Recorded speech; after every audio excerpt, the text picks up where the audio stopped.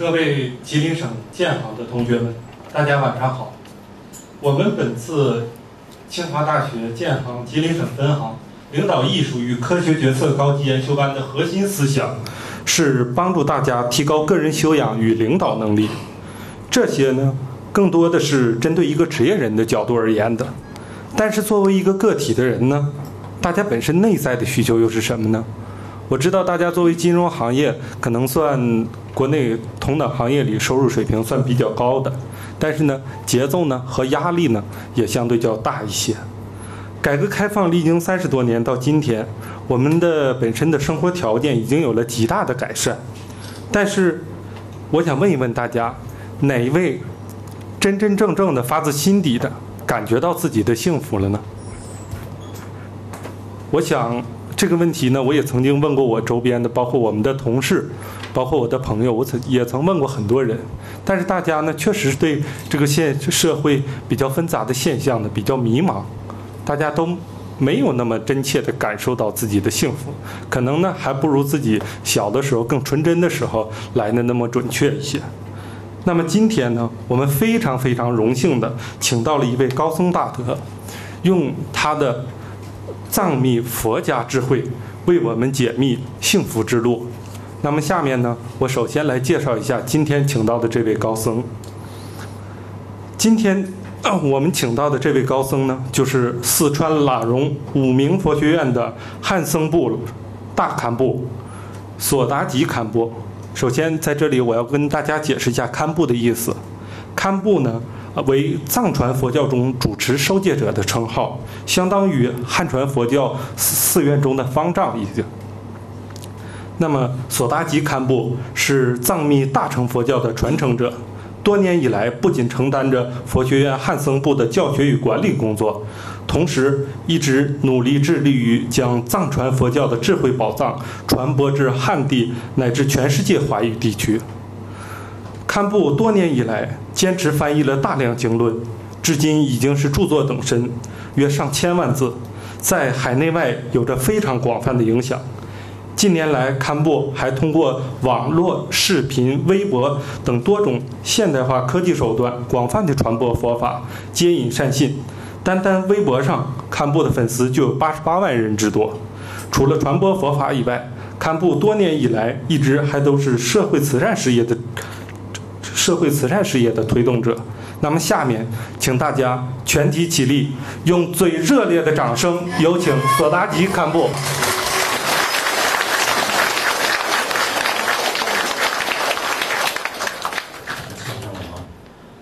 在这里举行一个简单的讲座啊，讲座之前，应该是相关管理人员跟大家说过，我可能给大家交流大概是1个小时左右，然后互动。今天也是比较特殊的日子，今天是7月17日，实际上这是世界关爱日。去年今天的时候呢，我在北京参加一个世界关爱日论坛，关爱论坛，当时的主题是关爱环境和关爱生命，这样的一个主题。我记得呢，我当时也是给大家呼吁过，关于关爱我们的生命呢，不仅仅是关爱人类的生命，甚至我们身边还有很多的包括动物在内的生命，这个生命都是有价值的，非常珍贵。因此我们作为有崇高智慧的人类来讲呢，一定要从小事做起，关爱我们身边的所有的生命，同时我们关爱地球，关爱整个人类所居住的环境。那么要讲到这里的时候呢，我们关爱环境呢，在座的各位应该清楚，如今的环境应该遭到了非常严重的破坏。这个破坏来自于是什么呢？就是来自于我们的欲望，来自于我们的人们过于的贪执。那么我们如果能制止这样的欲望的话呢，我想今天我们的主题，也就是说扎根于内心的财富，应该与这个有相当大的关系。因此我们从什么样的内容来了解内心的财富呢？在座的各位应该清楚，所谓的财富也有外财富和内财富。也就是说，内财富的话呢，我们精神上的包括智慧啊、信念啊、信仰啊，以及呢内心的爱心，等等等就是等等等，这些都是属于是内心的财富。而外在的财富呢，就我们人们经常所需求的房屋啊、轿车啊，以及这个钱财等等就是钱财等等。那么这些都是外在的财富。那么现在世界上的大多数的人们是处于什么样的状态呢？在座的很多高层次人应该是非常清楚的。人们现在并不特别重视内在的财富，应该是特别重视外在的财富。依靠外在的财富而自己获得幸福快乐的话呢，其实是非常非常的困难。也就是说，我们不断的去寻找，不断的去追求外在的财富，实际上呢一直是得不到的。以前有一个农民呢，他得到了一个有富贵的人告诉他，如果你能做到多远的地方，这能做到的这个所有的环境之类的地方呢，全部是给你。结果这个农民呢，说是一直不断的往前跑，最后呢就是跑得累死了，但是呢他一直不愿意休息，一直呢就是想跑。同样的道理，如果我们真正是用外在的一个财富来满足自己的话呢，的确也是相当的困难。因此呢我们的生活如果是处于比较艰难、比较简朴、比较朴素的话呢，内心当中会得到一种满足感、一种幸福感。那么在这个时候呢应该说心里面就是有一种充实之感。所以呢经多人心乱就计见正如信。以前在唐代的时候有一个叫做庞隐居士，他讲把所有的财产呢全部丢在江箱里面就都在那个江河里面，然后呢就做了一个特别出名的寄送。意思就是说，我们人们就越来越多的钱财呢，实际上我们的人心呢就是越来越会乱的，而不会有真正的一种价值观。所以我们现在人们的价值观呢，全部都是建立在一种物质上。如果我们没有认识这个道理的话呢，可能会从小一直到到最后离开这个世界之间是拼命的会追求。拼命的会追求。我们小的时候呢，可能特别简单的一件衣服，特别简单的一顿饭，让你就是非常快乐。包括你过年的时候或者过节的时候，你一个特别简单的这种生活呢，让你非常快乐。但现在这样的物质丰富的这样的社会当中的话呢，也许是真正的美味佳肴，真正的一些这个各种各样的金银财宝呢，不一定你内心当中呢得到就是真实的这个快乐。所以我们现在呢，应该要知道，就是人们如果是一直想到了从外在得到一种幸福的这种追求呢，这种追求呢，按照爱因斯坦的一些价值观来讲呢，这叫做是猪圈生活就我们在座的不知道学过没有猪圈这个这种理想就猪圈理想。什么是猪圈理想呢？也就是说，我们都知道，在猪圈里面的这些猪狗呢，实际上它对吧不均分，它吃的、喝的、玩的，除了这个以外呢，人没有更高、更崇尚的一种精神追求，没有精神上的一种快乐和满足，或者说是自助少欲的这样的一种这个理念。那么这样呢，我们佛教里面呢，就是这种叫做是犹如皆苦，也就是说呢，这种快乐呢，就是其实是并不是很快乐的，应该是人们就是对饮食的一种追求以外，在精神上没有更深更高的一种这个层次呢，实际上是对整个社会的道德也就是说水平呢，就是并没有就是完全的提高。因为我们对整个这个外在来满足我们的人们的需求是非常大的困难。我们在座的应该是清楚就清楚，因为有些未来学家就从现在社会来讲，未来学家他们通过研究、通过考察以后呢，知道是现在人们的欲望是越来越大的，地球上的资源就是越来越不能这个满足我们的需求以前这个印度的什么甘地就是圣雄甘地也是说过，地球呢是给我们提供一个需求，但是不能完全满足我们。我们的欲望特别大的话呢，不能完全是满足我们的。因此，很多未来学家他们认为，如果像美国那样的这个生活水平人们都要达到这样的话呢，那么全世界的人的欲望就是越来越大。如果真正是达到像美国如今的小康社会那样的生活水准呢，那需要20个地球都还不够谁也应该是我们现在据说是我们这个车辆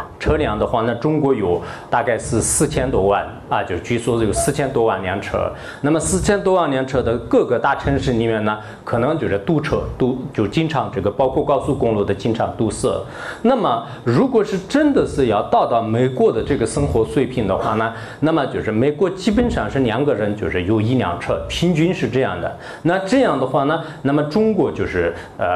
达到这样的水平，必须要有7个亿的车辆。7个亿的车辆呢，有些学者他在评估的过程当中呢，像喜马拉雅山那么就是各个城市里面把车辆全部堆在那样的话呢，但这种消耗和这种能源的开发呢，对整个我们的自然区就是非常大的这个危害。所以说呢，我们想每个人的是必须像这个过西方生活、西方国家的那样的去生活的话呢，那也是绝对就是非常非常的困难。因为现在很多的发展中的国家他们的欲望呢，就是一直是永无止境的。比较而言的话呢，就是发达国家的这种整个满足感呢，就是稍微这个好一点。当然，像那个不丹国家那样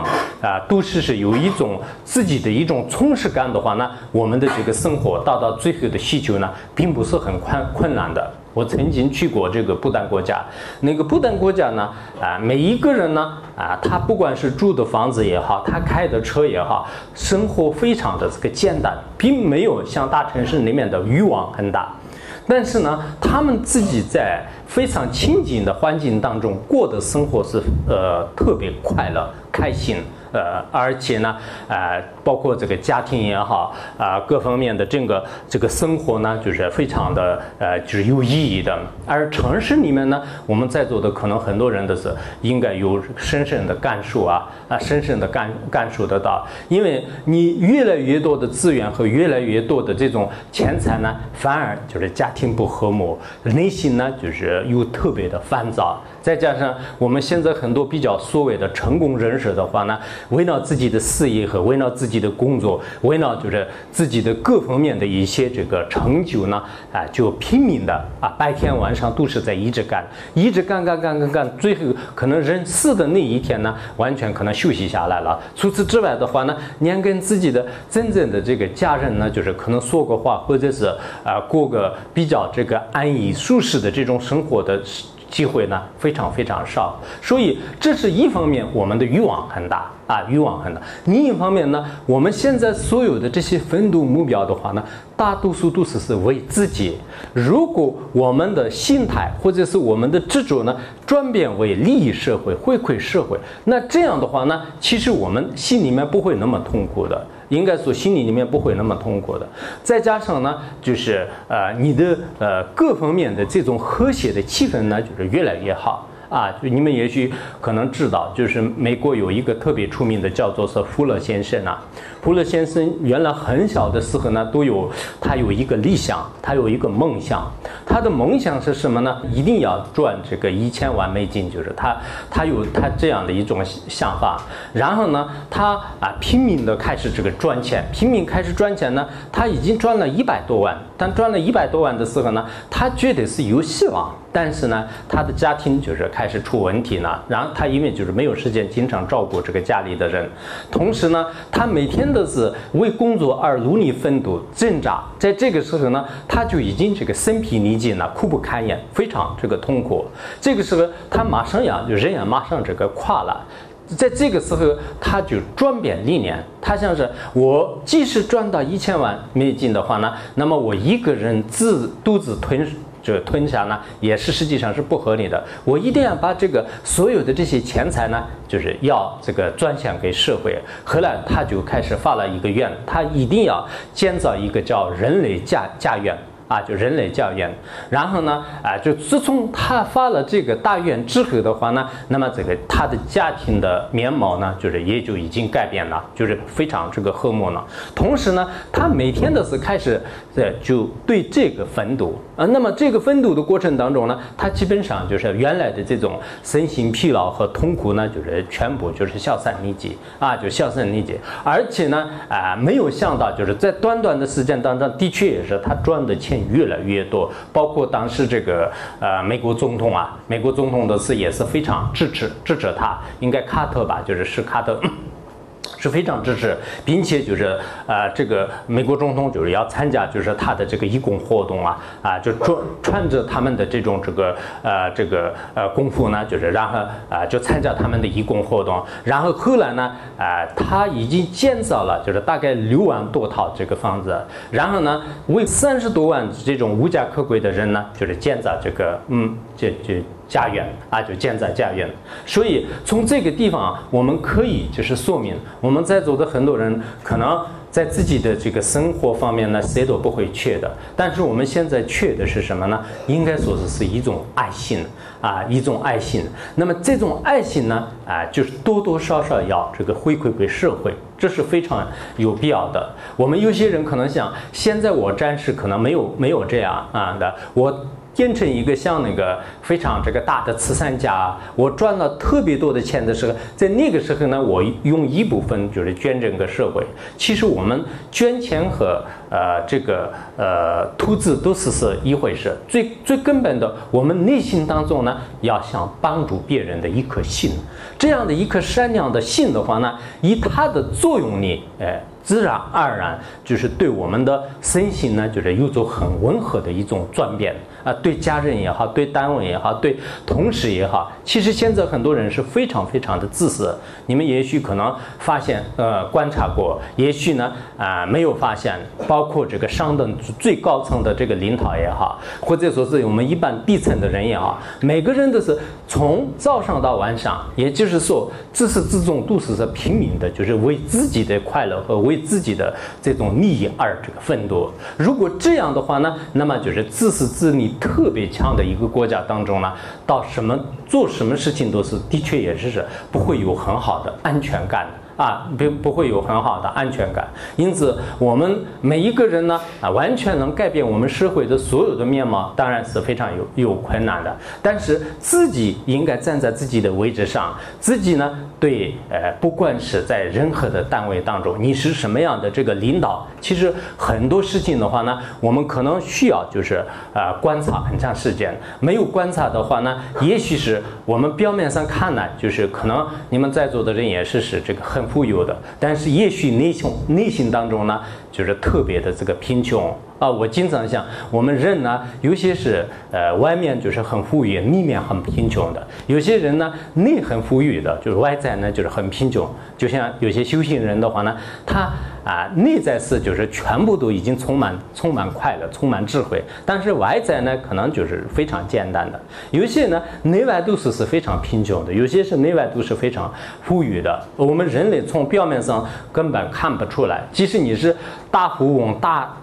大的这种国王也好，或者说是就这个富贵的话呢，就是也许你的内心当中呢就是特别特别贫穷这是在佛教里面有一个这样的故事就是以前有一个叫做是那个就是山参长老叫山参长者。山参长者在佛经里面就是有这样的那么山参长者呢，就是其实一个大施主，也就是说我们现在这样的一个大富翁。那么这个大富翁呢，有一次有一个紫檀像的，就是非常好的一个金色的盒子。这个金色的盒子呢，非常的珍贵，就是当时印度来讲非常的珍贵。然后他给所有的这个人们呢，就是宣布说，我这个价值昂贵的这样的财宝呢，就是我送给最贫穷的人，世界上是最穷的人。那么然后呢世界上的就非常多的贫穷的人呢，全部来到他的面前。来到他的面前的时候呢，他给每一个人就看看这些乞丐，就是一个个的说啊，看来你们不是最贫穷的。我宣就是我最贫穷的人呢，就是我们国家的国王，就是当时他们国家的国王叫波斯匿王，就是他说我们国家就是最贫穷的，就是我们的国王，就是我要到时候送给他。他这样一宣布以后呢，一传十，十传百，就是最后这个预言呢，就是传遍就是整个国家。后来呢，就到了这个国王的耳朵里面，然后国王呢就是非常的愤怒，就是他就派人马上把这个长者抓起来，然后抓到他的面前呢，就是我狠狠的说是你在世界很多人当中就是说是我最贫穷的，你是什么意思？你看我的仓库里面金银财宝就是如是多，你为什么把我判为最贫穷的人？然后那个长者呢，就是说过我确实是说过你是最贫穷的人，但是我说的原因呢，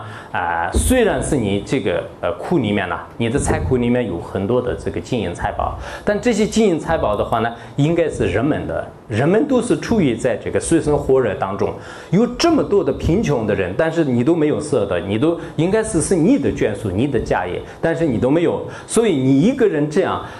享受着的话，那你的心里就是还是很贫穷的，比这些人还穷。所以我就想把这个最珍贵的东西呢，就是世界上最贫穷的交给你。在这个时候呢，就是国王想了想，的确也是他一方面是自己的内心呢，就是没有满足感，就是非常贫穷的，比这个世间的乞丐还要这个可怜的。然后另一方面呢，自己所有的拥有的这些财产呢，其实自己是并没有本事的，就这个是应该是全国人们的。从那个时候开始呢，他就听说了他的话，马上就是打开国库，就是然后发放布施，自己所有的这些财产呢，就是全部都布施给就是全国上下的人们。所以从这个案例当中呢，就是我们也发现我们在座的人，当然每个人的福报和每个人的因缘都是不相同的。有些人呢，肯定这个在银行里面也好，在这个包括就是国内也好，国外也好，就是肯定有很多的存款，就是有些是只有自己知道，有些是家人知道。因为现在瑞士和很多新加坡的，我遇到过很多瑞士和新加坡的银行的一些人，就是他们说我们是各个世界上的一些国家的这个秘密的存款来养活整个国民，就是所以说很多人都死了以后的这个存款的密码是只有自己知道，自己死了以后，他们国家已经发财了，就是所以他们我遇到的很多银行当中是应该是比较这个内部的一些人，他们都觉得这是一种很好的方法。前一段时间我遇到新加坡一个，他们说按照这个瑞士的这种方法呢，我们现在一个是开了一个特别大的赌场，一个是开的一个国际银行，就是那这样的话呢，我们现在不用费力了，就很多资源就自然而然就来了，就这样说的。所以我们也许呢，可能是包括现在的这个社会是比较复杂的，就是一家人的话呢，就是这个夫妻这个互相都不知道，就是密码不知道，就是自己单独存款，就是万一有什么事情的话呢，那么自己就是开始给自己留下一种出路，就是这个社会就是现在已经这个变成了这样的。为什么现在在买一栋房子的话呢，就是必须要2个人签字，必须要2个人这个公证，就是这是因为这个社会就是现在存在着很多的这些不良的这个状况和这些这个现象。所以说我们不知道在座的各位呢，就是你的这个财富是什么样，我也不太清楚。也许有些是特别富裕，就非常富裕的；有些是可能并没有这么。但是呢，不管怎么样，你的这个财富呢，应该我想是在有生之年当中，除了自己这个因势作用以外的话呢，应该是对这个身边的、对社会呢要做一些这个贡献，要做一些贡献。所谓的贡献呢，并不是你非要就是开一个什么慈善晚会啊，或者说是慈善晚宴呢，就是必须要捐多少多少钱。但实际上，哪怕是你帮助一个大学生，或者是帮助一个贫困的人的话呢，这也是你的一种这个行为啊。因为人从小都是养成这样的一个习惯的话呢，其实从我们佛教的因果报应来讲，你自己呢就是自然而然的会有很多很多的资源和一些福德呢会出现的啊。以前我看过一个叫什么这个福耀集团的，就是那个赵德旺啊，就是他的有一部这个介绍里面呢，就是说他是一个纯粹的佛教徒，他非常相信三有三宝，恶有恶报，而且呢自己这几年以来的就是整个这个善款里面呢，就是专门做慈善的话呢，大概是15个亿左右。但他的方式是什么呢？他虽然做生意，虽然呢做这个世间的一些赚钱的，这是天经地义的事情，我们佛教也是赞同啊。你做一个商人，做一个任何一个社会工作者的话呢，那么你做你的这样的世间行业呢，就完全是这个认可的，可以的。但是你这种方法呢，就是不能就是完全是一种自私来害别人、谋害别人、谋害社会、谋害这个整个就是来自这个地球也好，就是所有的其他的这个生命。如果你这样做的话呢，那么就是我们应该说是这是非常的这个不合理的啊，就是非常不合理的。所以说呢这个我们现在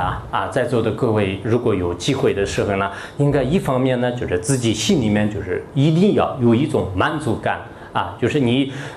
现在自己不管是你有车也好，有房子也好，没有也好，什么样的是你就随缘啊，就是有一种随缘的话呢，其实心里就是带来一种快乐。如果你没有随缘，你的目标就是定得特别高，然后你的能力呢就是很小，那这样的话呢，我们经常说这个欲望特别大，然后呢再减去这个减去什么，就是他的势力很小的话呢，等于是痛苦的。那么你的欲望呢就是特别小，而势力呢就是势力相当大的话呢，那么等于是快乐的。意思就是说呢，我们有些人生活的标准就定得很高啊，就是你一定要在短短的时间当中要有这个100万、1000万、1个亿。那这样的话呢，你为了达到这个目标呢，就是其实很累的。我们应该要想，如果我有这么多的话呢，对自己到底是有没有利益？对他人呢，就是到底是有没有这个利益？这方面就是佛教呢有特别独特的一些见解。说实在，就是佛教的一些教义的话呢，就是对现在的社会，对现在的这个社会的一些特别浮躁的特别这种痛苦的心来讲呢，非常有意义的啊。就学习佛法，我并不是要求让大家就是一定要皈依佛门一定要信仰就是这都是没有说。但是其实有了信仰呢，应该是很好的。如果没有信仰的话呢，我们人很有可能是我不做。所以很多人呢，没有信仰的人，就是可能不一定是有安全感，就是这个是非常这个重要的。在世界上是现在很多这个有信仰呢，就是应该是最珍贵的一种人就除了我们极个别的场合以外呢，很多人都是对这个信仰呢，就是非常的这个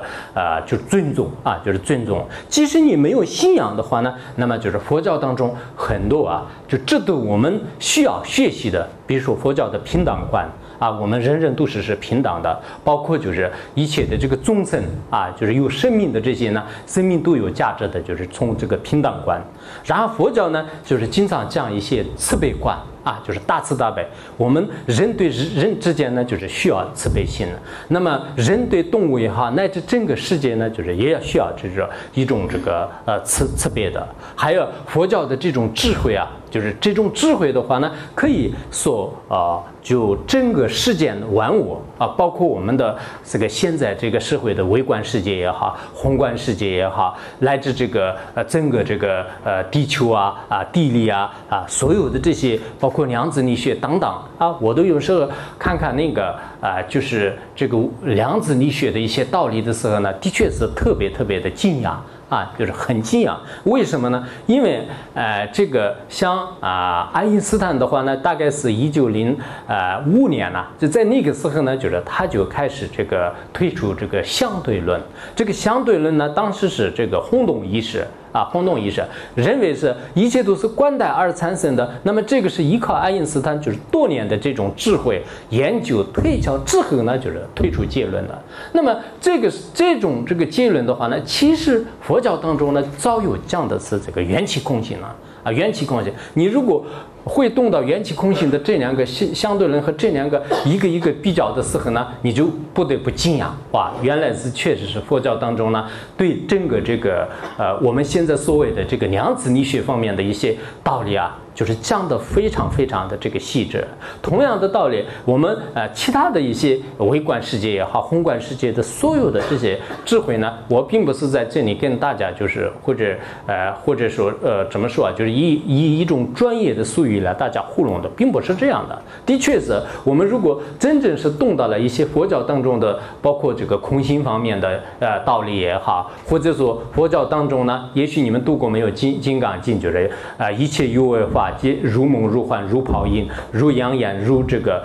犹如有如电，这样讲的。那么表面上看呢，怎么会是一切万法都是如梦如幻呢？很多人都可能不一定是理解的但是你如果真的去想的时候呢，的确我们现在世界当中的名声也好，财产也好，地位也好，感情也好，很多人们特别去执着，特别去追求的这些事情的话呢，到一定的时候呢，就是的确也是会如梦如幻的。你们不信的话呢，你们想一想，在20年前，就是你当时特别执着的这些生活你对这个金钱也好，感情也好，家庭也好，那个时候你特别执着的这些事情呢，现在是不是变成了一种梦幻就梦幻。包括你昨天以前发生的一切事情的话呢，其实跟昨天晚上的梦呢，就是没有什么差别的。佛教里面很有特别细致的道理这些细致的道理，如果我们用实践的智慧呢去学习和观察的时候，的确也是就是找不到任何的推翻的这个道理就推翻的这种答案呢，就是绝对是到不到的。如果你用这种智慧来观察的话呢，那么明天以后的这些事情呢，其实是明天的梦。就人生是一场梦，人生一场梦的时候呢，我们刚开始听起来这不可能的，我现在是真实的现在，我正在做生活，我也没有出什么问题，就是怎么会是梦？但是你用真正的理论来观察的时候呢，你就不得不承认，就是人生如这个梦幻一样。诸如此类的很多的事情呢，在我们的生活当中呢，就是经常会这个出现。当出现这样，当面对它的时候呢，其实佛教的这个智慧应该说是对我们生活当中是最用的我并不是今天呢，因为这个像这个卖西瓜的人一样，就是一直说这个我的这个佛教你们学的话多么好，就是在这里不需要打广告，也不需要，就是我也从来没有想过这样。但是我内心当中有什么样的一种这个希望呢？希望我们很多人就是应该是知识分子。那么知识分子的话呢，我们用正面来了解就是事物的真相，就这一点很重要。否则的话，现在很多人呢对这个佛教的这个状况呢，就是并不是很清楚的。大大小小的任何一个新闻当中也好，或者说是一个媒体当中的这些事情呢，就是全部推在佛教徒上面。其实佛教徒我承认里面有好的，有假的，有真的，应该是你非常了不起的有些修行者你如果真的去了解的话呢，那么这里面佛教徒当中就是自古以来也是非常了不起的。你们看看在汉传佛教当中，像那个唐高僧传宋高僧传还有那个虚高僧传还有这个王僧这个王僧的这个事迹录就是这些里面就是有特别多的在家人当中也有很多学佛的特别了不起的，有出家人当中也有很多的，以前也是有，将来也会有的。那么这是绝对，我们在藏传佛教当中也是有这种这个现象，是肯定是非常多的。但是这些呢，就是通过一种这个修正而得到的。那我们在座的人，如果你没有学佛呢，没有学佛也是，其实佛教的有些特别一个简单的理论的话呢，也许你改变就是你的很多的意识。比如说我刚才讲，我们佛教里面讲就是欲望不要太大了，欲望太大的话呢，那么你是永远也是不会幸福的。或者说佛教里面有一个很简单的语言呢，你对任何感情也好，财富也不要太执着，越执着你是越痛苦。就是这些话呢，可能你们在生活当中，哪怕是用一句，也许对你的生活呢，是有。我们现在实践当中的所有的痛苦来自于是什么呢？就是执着，来自于是什么呢？来自于自我啊。真正是为国家、为社会，或者是为这个其他民众而我们就是痛苦的有多少？就是恐怕是不是很多的。说实在的，就是为别人而痛苦的。大多数的痛苦和眼泪呢，就是为自己而流的。所以，如果我们不懂得这些真理的话呢，你外面的地位就是再怎么样好呢，就是你不一定很幸福的。你即使变成了国家主席的话呢，你心里可能还不舒服的。你变成了世界这个最大的这个富翁的话呢，你也是不一定很幸福的。比如说像我经常想就是佛教里面所讲到的一些无常和那个幸福的这种变化内心没有真我的话呢，就是很快乐的，很痛苦的。像那个日本就是以前一个非常著名的这个就是企业家，就是叫做是这个第一名就是你们也应该听过，就是大概是在这个1990年的时候，他就成为这个世界上最大的富翁。当时他的这个家产的是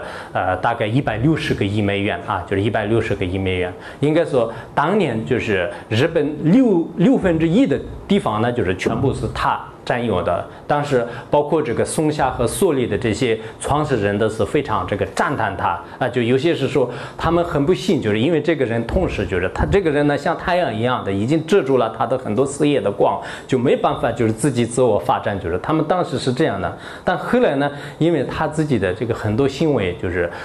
不如法吧，不合法的原因呢，就是已经关在监狱里面，非常的这个痛苦。我们有时候可以想一想，你今天呢就是变成一个世界当中是最富裕的人，但最后你沦落到那个监狱里面的时候呢，就是人是多么的这种孤独人是多么的这种凄惨痛苦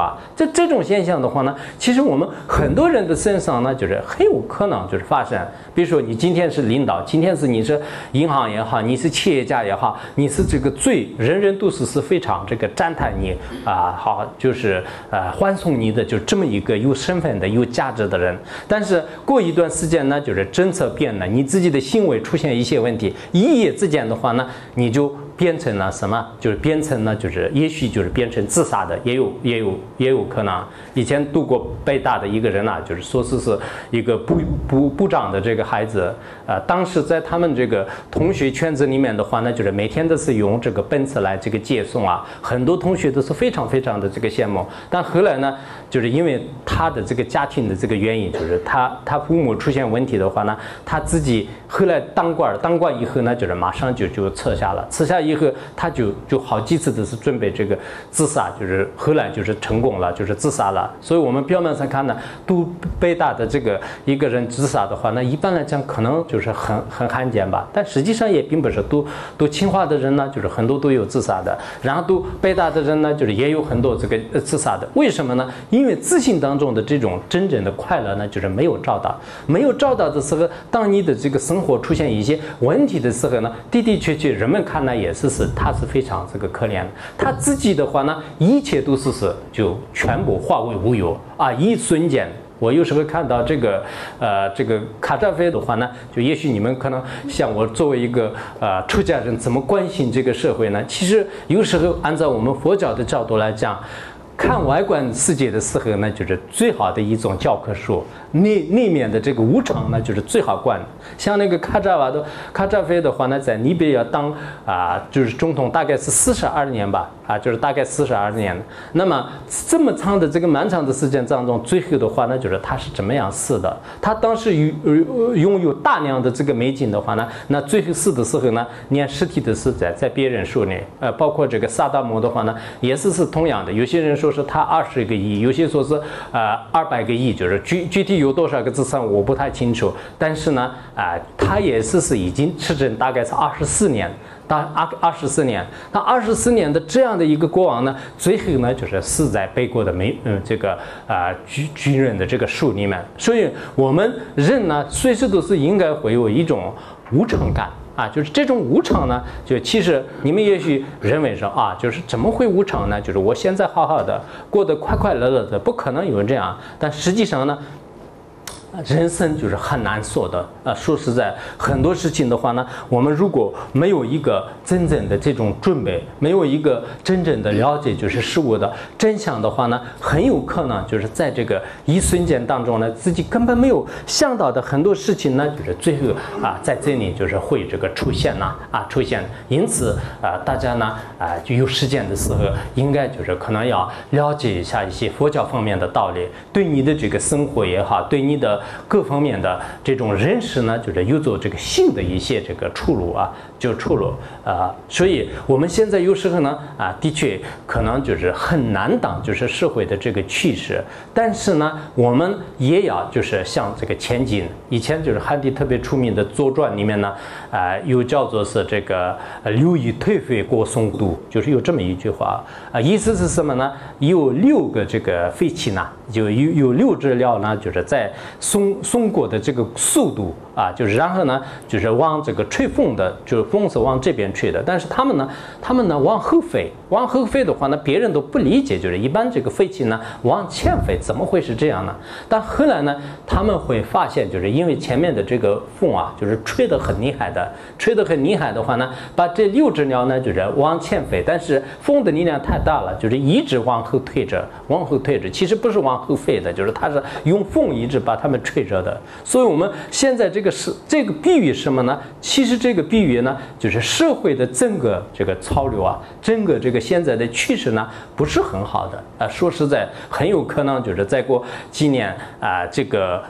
就是金融风暴或者说是有很多的这些，我倒是不想就是外面现在就是他们所承认的什么这个2012，就是整个这个大地就是全部都毁灭，就是这都是不管佛教也好，道教也好，还有其他的人和历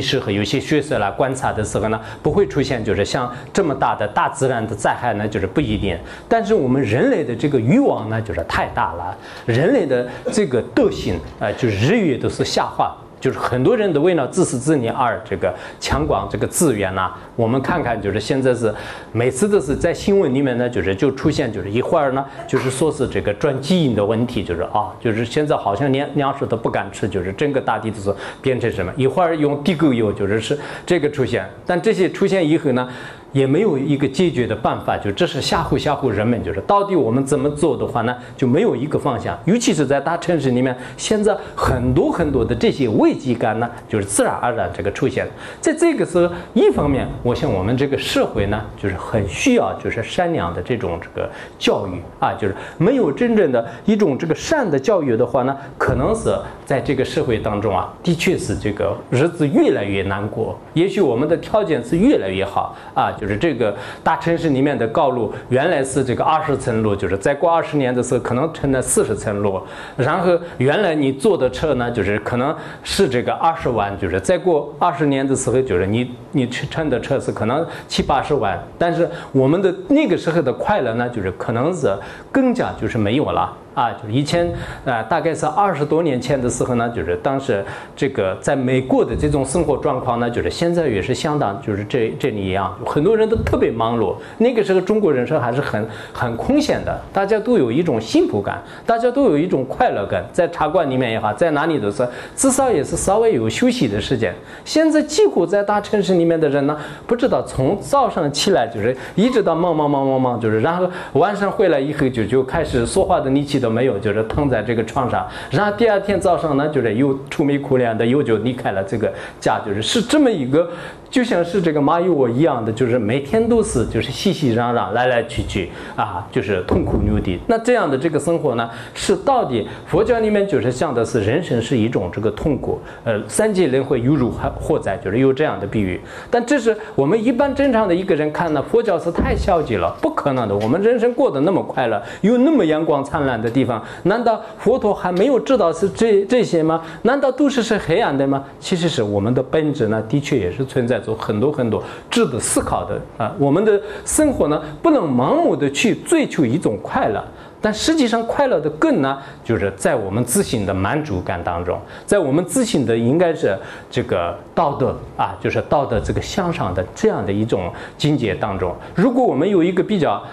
大家有一种简单的生活，应该过得很快乐的。像以前爱因斯坦的话呢，他到这个荷兰的这个大学里面去，他们认为是这么了不起的科学家，应该给他准备一个很好的一些这个资源。后来他说我不需要什么，我要一个牛奶，要个饼干，还要个什么，要个办公室，我都已经这个幸福了，就是其他都不需要什么呢？其实是真正有智慧的人，真正有这个精神粮食的人呢，就是他不缺什么。他什么都有，但是我们因为太愚痴的原因的话呢，我们什么都缺，什么都没有，但最后也什么都没有，就是得到。这方面呢，我是从佛教的这个幸福感也好，佛教的这种财富呢，它是建立在一个内心上的，谁已经具足了一种自足感啊，就佛经里面也讲了，知足之人虽我这个地上但是尤为快乐的，不知足之人呢。不知足的人呢，就虽然在天堂当中，但是呢，就是他尤为这个痛苦同样的道理，我们有些满足的人呢，就是你可能睡在这个非常简陋的一个房子里面，但他可能这个笑声是非常好听的就是你吃的也是粗饭就享用的也是粗饭蛋炒，但是呢，你的这种笑声呢，就是应该是非常这个响亮的。而如果你没有这样的满足感的话呢，就是大城市里面的很多人的。包括他的这个气色就是基本上是找不到一种微笑这是什么原因？这就是我们的这个欲望就是所带来的。所以我们呢就是也是很希望呢，就是大家应该用正面来就是了解就是佛教的一些精神，就是精神智慧就是精神智慧。其实佛教呢就是为什么现在就仅只是3000年的这么一个漫长的历史当中，已经住在这个世界当中，成为一个人类文明的智慧的话呢，它有它的原因。以前亚里多德他说过，就是他说任何一个事物呢存在在这个世界上是有4种因就是第一个因呢他说这个心识因，还有第二个因是治疗因，还有一个叫做是目的因、动力因，就是有4种因。比如说我们这个桌子我们这个桌子的话呢，那么就是第一个因呢，就是它是以这个桌子的心识这个存在的，就是这叫做是心识因。然后，那么这个桌子的话呢，就是它的质量是什么？它的质量呢，就是实际上是木头做的就这叫做是质量因。然后它呢，就是依靠木匠而做的，就是这叫做动力因。然后它的作用是什么呢？就是它的这个作用的话呢，实际上就是起桌子的作用。我们把这些放在东西，就是可以起作用。我经常想，我们这个佛教的话呢，也是漫长的历史当中，就是没有像科学一样后面的这些科学家推前面的，但是佛教从来的是没有的。这种精神呢，任何一个时代当中呢，就是都没有过时，所以呢，它有它的一种心识存在。它的心识就像我们刚才说的心识因的话呢，那么就是它以这个寺院的方式也好，道场的方式也好，以这个什么出家的形象也好，还有一些文字就是各种心识的方式也是应该这个存在的。然后它的这个智，它的真正的这个佛教的智呢，它是一种教育，一种智慧。所以你们很多人认为我是不会学佛的，我是不信佛的。但是呢，你如果心里面真的有一种善良，你心里面有一种智慧、慈悲，那有一种信心、精神，这些都是佛教里面的这个教育当然，佛教里面的教育跟其他宗教和其他人类的这个优秀的这种文学呢，就是不相干的，就是不相违背的。那么佛教里面所提倡的，我们心里面就是你要当一个善良的人，那么你要当一个对得起社会的这样的一个人的这种思想的话呢，我们佛教呢就是最提倡的，就是佛教的质量就是这个就应该可以这么讲的。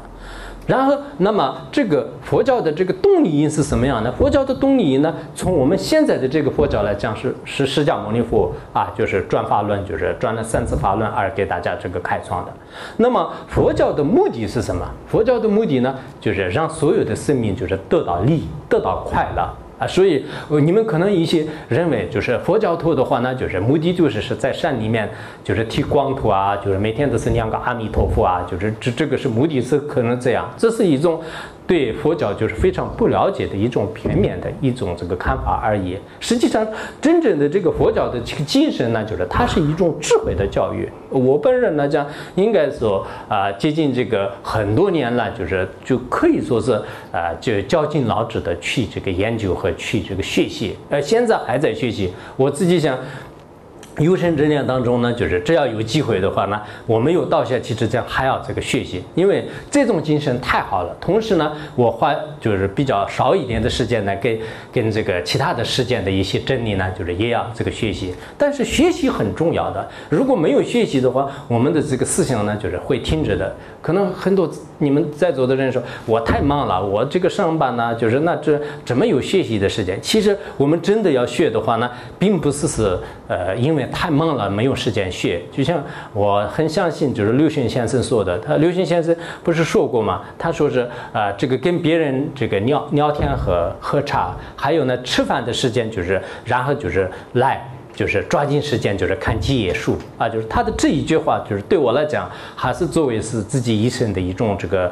非常这个重视的一个格言吧。哎，我给别人这个少说一点话。我跟别人喝茶的时候，或者是其他时候呢，一些无聊的这些东西呢，就尽量放弃。就是我应该看一下，就是对人生的哲学也好，真理也好，很多的有道理的这些话呢，就看一看。很多一些假的这个电视啊、电影啊，就这些都是有没有什么多大的意义？如果你没有多大的意义，增长你的这种烦恼啊，增长你的贪心啊，那这些呢尽量少看一点。其实我们现在很多人真的是缺少这种智慧，缺少不断的就是鼓励自己的一些学识啊。其实人如果是不断的去学习的话呢，你的这个智慧、你的善良、你的行为的话呢，就是还要不断的有这个进步的这个时候，否则的话呢，这个社会啊，的确是这个诱惑力特别强。如果你没有自己看好书，你没有交好的朋友，你没有呢，就是自己自觉的，就是去好的这个学问去学习的话呢，很有可能短的时间当中就同流合污啊，最后呢就是把你卷在这个特别可怕的一种这个河流当中啊，最后呢可能你自己就是根本就是没办法返回来，是这么一个状况。因此呢我想我们通过这个今天的这个讲座的话呢也是短的时间当中不可能就是改变我们的人生，但是也希望呢改变我们的这个一些人生观啊，就是哪怕是一点一滴呢，也是非常有必要的。